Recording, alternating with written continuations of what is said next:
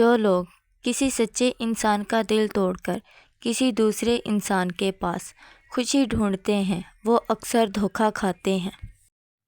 انسانوں کی سب سے خوبصورت دنیا خیالوں کی دنیا ہوتی ہے، جہاں وہ اپنی مرضی کی زندگی جی سکتا ہے، چاہے وہ چند سیکنڈ کی ہی کیوں نہ ہو۔ جس کا ظرف دیکھنا ہو اسے عزت دو، جس کی فطرت دیکھنی ہو اسے آزادی دو، جس کی نیت دیکھنی ہو اسے قرض دو۔ اگر اللہ تعالیٰ نے تمہارے دل میں کچھ ڈالا ہے اور تمہیں دعا مانگنے کی توفیق دی ہے تو یقین رکھو کہ نصیب بھی وہی بدلے گا۔ مت کرو بھروسہ کسی پر، کیونکہ یہ دھوکے باز کی دنیا ہے، یہاں لوگ قسم کھا کر بھی بھروسہ توڑ دیتے ہیں۔ بچپن میں لگتا تھا نماز پڑھنے پر سزا ملتی ہے، اب پتہ چلا کہ نماز کی توفیق نہ ملنا بھی ایک سزا ہے۔ اچھے اور نئے خیالات روح کو پاکیزہ رکھتے ہیں۔ یا اللہ تعالیٰ ہمیں اچھے اور نئے خیالات کے ساتھ جینا نصیب فرما، آمین۔ مولا علی رحمۃ اللہ علیہ کا فرمان ہے، اگر دنیا فتح کرنا چاہتے ہو تو اپنا لہجہ دھیما رکھو، کیونکہ لہجے کا اثر تلوار سے بھی زیادہ ہوتا ہے۔ صبر کا راستہ مشکل ضرور ہوتا ہے، لیکن صبر کرنے والے لوگوں کی منزلیں بہت خوبصورت ہوتی ہیں۔ کسی پر تب تک بھروسہ نہ کرو جب تک تم اسے اپنے لیے غصے میں نہ دیکھ لو۔ اللہ جانتا ہے کہ تم صبر سے انتظار کر رہے ہو، تو وہ بہت جلد تمہارے انتظار کو معجزوں میں بدلنے والا ہے۔ کبھی کبھی ایسا بھی ہوتا ہے کہ انسان ختم ہو رہا ہوتا ہے اور لوگوں کو لگتا ہے کہ وہ بدل گیا ہے۔ ہو سکتا ہے جس چیز کے لیے تم روتے ہو وہ بس تم سے ایک ہی دعا کی دوری پر ہو۔ تم ہمت تو رکھو، ہو سکتا ہے یہ رکاوٹ منزل تک جانے کا سب سے بڑا وسیلہ ہو۔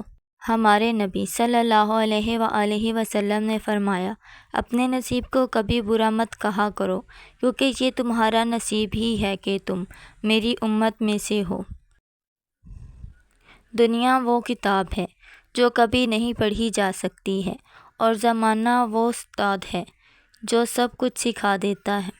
بے زبانوں کے ساتھ ہمدردی رکھیں، یہ بنا لفظوں کی دعائیں دیتے ہیں۔ اس انسان پر بھروسہ کرو جو تمہاری 3 باتیں جان سکے، مسکراہٹ کے پیچھے کا دکھ، غصے کے پیچھے کا پیار، اور چپ رہنے کی وجہ۔ ضروری نہیں کہ محبت ہو تو ہر وقت باتیں بھی ہوں، خود کو کسی کی امانت سمجھ کر رہنا بھی محبت ہوتا ہے۔ صاف دل والے لوگوں کی 5 نشانیاں۔ نمبر 1، وہ بہت جلد جذباتی ہو جاتے ہیں۔ نمبر 2، اس کا غصہ تھوڑی دیر کے لیے ہوتا ہے۔ نمبر 3، وہ ہر رشتہ دل سے نبھاتا ہے۔ اور نمبر 4، وہ بہت احساس مند ہوگا۔ اور نمبر 5، وہ چھوٹی چھوٹی باتوں پر بھی ناراض ہوگا۔ اللہ صرف تمہارے راستوں کو موڑتا ہے، تمہاری دعاؤں کو نہیں۔ وہ تمہیں اپنے طریقے سے تمہاری من پسند منزل تک لاتا ہے، اور پھر ان راستوں پر مت گھبراؤ جو تمہاری چاہت کے مطابق نہیں، بلکہ ان منزلوں کا انتظار کرو جن تک یہ راستے تمہیں لے جا رہے ہیں اور جو تمہاری رضا کے عین مطابق ہے۔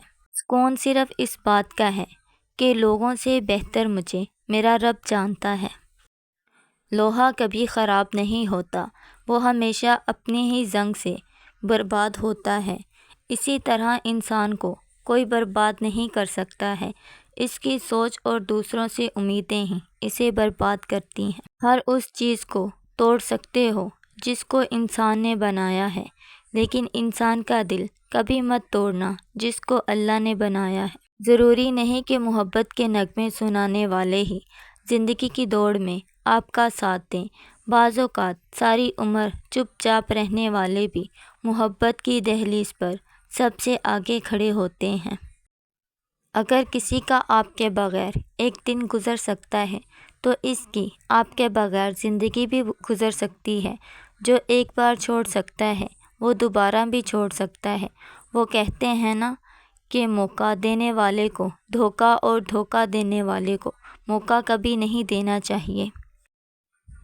رب کہتا ہے کسی کو تکلیف دے کر مجھ سے اپنی خوشی کی دعا مت کرنا، لیکن اگر کسی کو ایک پل کی خوشی دیتے ہو تو اپنی تکلیف کی فکر مت کرنا۔ زندگی انسان کو مفت میں کچھ نہیں سکھاتی۔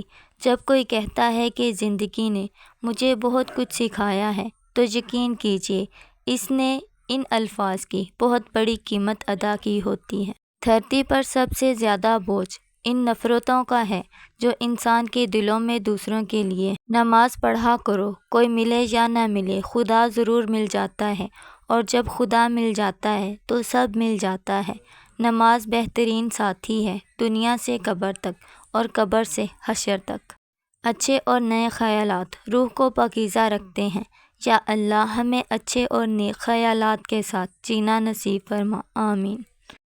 جب دعا کرتے وقت تمہاری آنکھوں سے آنسو آنے لگیں تو سمجھ جانا کہ دعا بارگاہ الہی میں قبول ہو گئی ہے۔